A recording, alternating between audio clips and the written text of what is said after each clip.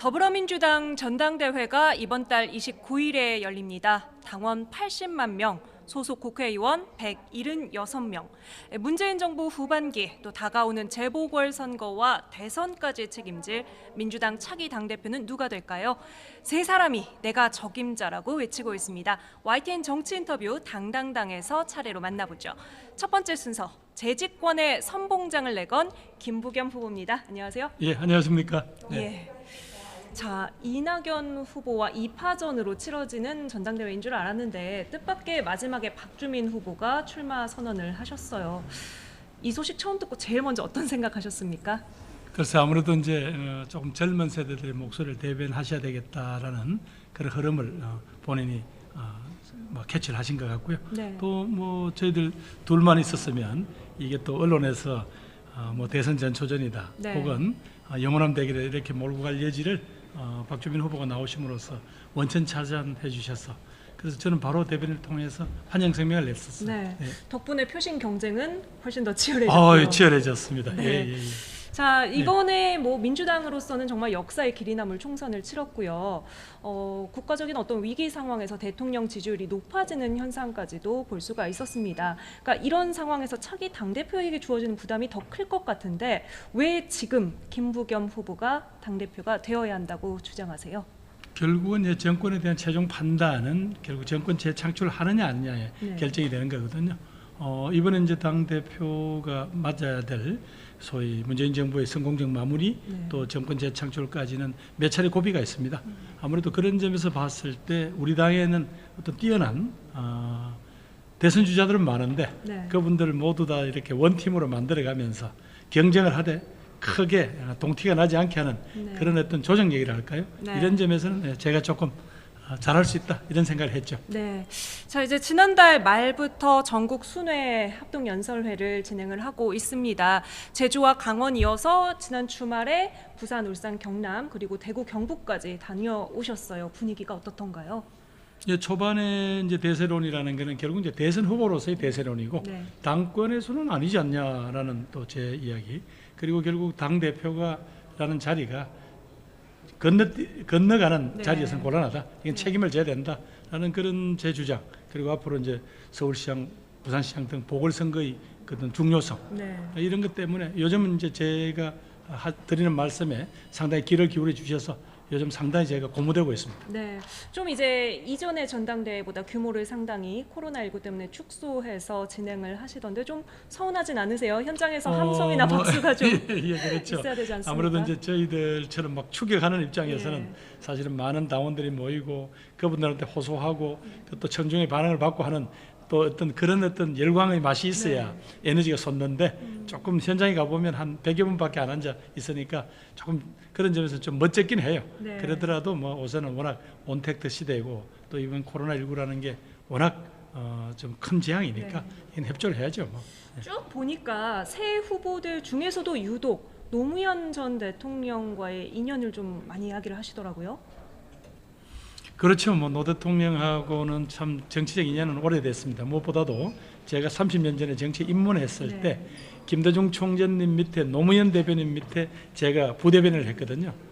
그때 저하고 부대변인 같이 한 분이 이번에 국정원장 대신 박지원 네. 부대변인이었으니까 또 그런 것도 있었고, 이분이 이미 지방자치 시대를 예견하고 네. 지방자치 실무연구소를 운영을 하셨어요. 예. 그때 그분이 소장님, 제가 부소장을 했으니까 저희들 인연은 오래됐었다고 봐야죠. 네, 또 두 분 다 그 안정적인 지역구를 마다하고 또 험지로 뛰어들었다는 점에서도 어떤 정치적인 여정이 좀 비슷하다, 이런 생각을 하게 되는데요. 지역주의 타파와 관련해서 이 지지자들 사이에 굉장히 레전드, 전설처럼 유명한 유세 영상이 있으시더라고요. 제가 잠깐 짧게 준비했는데요. 보고 와서 이야기 이어가죠. 언제까지 평당 5천만 원짜리 아파트 살면서 1년에 재산세 200도 안 내는 이런 부자들을 위한 그런 나라 언제까지 갈게요? 정신 차려요. 어디서 여당이라 그러면 말도 못하면서 야당이 뭘 하면 삿대질하고 우리 새끼들 왜 되겠어요? 정신 차립시다. 이카이기는 우리 대구가 20년째 전국 경제 꼴찌라도 아무도 봐주는 사람이 없잖아요. 네.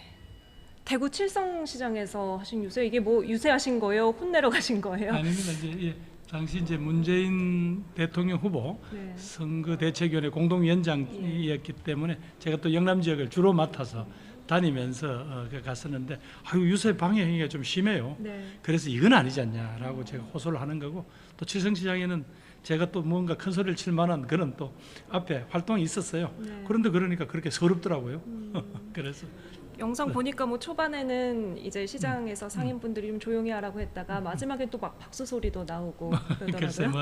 뭐 그렇기보다는 조금 이제 그 뭔가 너무 소위 적과 아군, 적군 아군으로 분리하는 이런 정치적인 정서는 네. 빨리 넘어가야죠. 그걸 가지고 정치인들이 지역주의라는 걸 교묘하게 섞어서 우리 국민을 갈라놓는, 이거 정말 한번 깨고 싶고, 그런 점에서 우리 노무현 대통령은 네. 그거 한번 깨보자고 자기 평생에 온몸을 던졌던 거 아닙니까? 그래서 제가 그래도 뭐 그 선배님의 흉내라도 내겠다고 열심히 하고 있습니다. 네, 알겠습니다. 자, 이 김 후보의 당대표 출마 선언을 한 줄로 요약하면 꽃가마 타는 당대표가 아니라 땀 흘려서 노젓는 책임지는 당대표가 되겠다 이거예요. 꽃가마 타는 대표는 박주민 후보입니까? 그건 뭐 제가 누구라고 말씀은 안 드리겠습니다. 이낙연 그렇지는 않고요. 네. 무엇보다도 당 대표가 지금 네. 앞으로 짊어져야 될 책임이 너무 무겁기 때문에 여기서 거쳐가거나 혹은 그냥 말하자면 자기의 어떤 정치적인 어떤 지위라고 생각해서는 안 된다. 이거야말로 철저하게 자기 몸을 헐걸 뭉치더라도 네. 우리 후보들을 보호하고 결국은 정권의 문재인 정부의 성공적인 마무리, 네. 또 정권 쟁탈축까지 이어져야 되는데, 그러려면 자기 한 몸은 그냥 던진다고 생각해야 된다. 그 다음에 정치적인 뭔가 꿈이 없다고 생각해야 예. 그렇게 처절하게 몸을 던지지 않겠습니까? 네. 바로 그 책임지는 당대표를 하겠다. 그 말씀이죠. 재보궐선거를 책임지겠다는 말씀은 이 서울시장, 부산시장 재보궐선거에 민주당 후보를 내겠다 이 뜻으로 이해도 되겠습니까? 지금 미리 단정 지을 수는 없습니다. 왜냐하면 결국 우리 당원들은 네. 그 시기에 국민의 정서를 제일 잘 읽으실 거 아니에요. 그러니까 그분들이 판단을 할 겁니다. 네. 그런데 제 경험상 후보를 공천할 수밖에 없을 것이다. 그러면 국민과의 약속인 당헌을 어기게 되잖아요. 네네. 그러면 그 부분에 대해서 누군가는 국민들에게 소상히 알리고 정말 석고대절하면서 네. 우리 후보들을 보호해야 되잖아요. 그 역할이 필요할 거다라고 생각을 하고, 그렇다면 당대표라는 건 그 이제 험한 돌팔매를 맞을 각오를 해야 되는 거죠. 네, 좀 현안 이야기로 넘어가 보겠습니다. 행정수도 완성을 지금 민주당이 내걸고 있는데 행정안전부 장관까지 지내셨으니까 관련해서 여러 가지 구상도 많이 해보셨을 것 같거든요. 어떻게 보십니까? 이건 바로 우리가 의지를 가지고, 특히 국민대표국회는 국회에서 이 문제를 매듭을 지어주셨으면 좋겠습니다. 네. 사실은 전체의 면적은 한 12%에 불과한 수도권에 네. 인구의 50% 이상, 경제력의 70%가 이렇게 집중돼 있거든요. 네. 더 이상 대한민국 호의 앞으로 나가는 걸 지금 막고 있습니다. 그러려면 국토가 균형 있게 발전해야 되는데 네. 그 첫 일종의 신호탄이 행정수도 이전이 될 수가 있습니다. 네. 2004년 헌재가 위헌 판결을 할 때하고는 전혀 사정이 달라졌습니다. 그런데 이제 후보님 계속 연설을 보면은 전국에서 사랑받는 민주당을 만들고 네. 싶다, 오랜 네. 꿈이라고 하셨는데 사실 이 부동산 입법 추진하는 과정에서 민주당이 다소 오만하다, 독단적이다 이런 지적이 있어요. 원외에서 보시기에 어떻습니까? 지금 조금 지나치게 과장되게 저희들이 얻어맞고 있는데요. 이 제도가 조금 정착되는데 조금 시간이 필요할 겁니다. 결국은 제일 중요한 건 뭐예요? 전세를 살든 자기 집이든 간에 주거 안정. 네. 내가 이 집에서 살고 싶을 때 그게 보장되는 게 제일 중요하잖아요. 예. 그런 측면에서 조금 더 지켜보시죠. 지금처럼 마치 무슨 전세 대란이 일어날 것처럼 하는 건 조금 지나친 거고요. 네. 자, 이렇게라도 보호하지 않으면 그나마 서민들이 자기 자산을 조금씩 모을 수 있는 게 한국의 전세 제도입니다. 네. 이 제도가 가지고 있는 분명히 여러 가지 중요한 포인트가 있는데, 이걸 가지고 마치 외국에는 없으니까 뭐 월세로 전환해야 된다, 이건 너무 한가한 소리고요. 네. 요 정책의 성패는 조금 더 지켜봐 주시고, 그 과정에서 과거에 부동산 3법을 통과시켰던 지금 현재 미래통합당, 그 당시는 뭐 전신입니다만 네. 이분들이 사실은 이렇게 서민 주거 안정 보호를 위해서는 아무 역할도 안 해놓으셨다가 자꾸 이 법 우리가 강행 통과시켰다고만 문제 삼는 거는 그거는 정도가 아니다고 말씀드리고 싶습니다. 네. 자, 좀 단도직입적인 질문을 드리겠습니다. 이낙연 대세론을 뒤집을 충분한 시간과 기회가 있다고 보십니까? 초반에 비해서 지금 현재 이렇게 판이 흔들린 것은 물론 뭐 박주민 후보도 네. 기여를 했지만 그만큼 제 주장이 설득력이 있다는 이야기거든요. 네. 그리고 또 우리 당의 당원들이 봤을 때 정말 우리 당이 균형 있게 어떻게 잘 조화를 이루어야 네. 정권 재창출이 가능한가 이런 관점에서 보기 시작하면 제 주장이 지금 상당히 먹혀들고 있다. 그렇게 보시면 되겠습니다. 근데 이낙연 후보는 지금 뭐 당내에서 코로나19 공란극복위원장도 맡으셨었고 여러 가지 이제 원내에서 여러 연구단체 활동을 하고 계시는데 원내에 있어서 좀 불리하신 점은 없으세요? 정당이라는 건 원내와 원외로 같이 구성이 되죠. 그러니까 저는 양쪽을 다 보잖아요. 왜 네. 원내도 제가 뭐 4번씩이나 국회의원 생활을 했기 때문에 네. 원내가 가지고 있는 어떤 문제 해결의 능력과 원내를 통해서 국민들의 마음을 얻는 거 이걸 조화를 이루어야죠. 또 네. 원내는 원내대표단이 또 잘 운영하고 있지 않습니까? 네. 그것과 함께 국민 마음을 잃는데 그건 전 오히려 제가 강점이 있다고 생각합니다. 네. 이재명 경기도지사 같은 경우는 연대설을 여러 차례 공개적으로 부인을 하셨습니다만 이 지사도 당원이니까 투표하실 거 아니에요. 그렇겠죠. 표심 구애는 어떻게 하셨어요? 오히려 그렇게 서로 민감한 시기이기 때문에 네. 오히려 정책에 관한 이야기들 또 공공임대주택 건설 문제 이런 이야기를 했고요.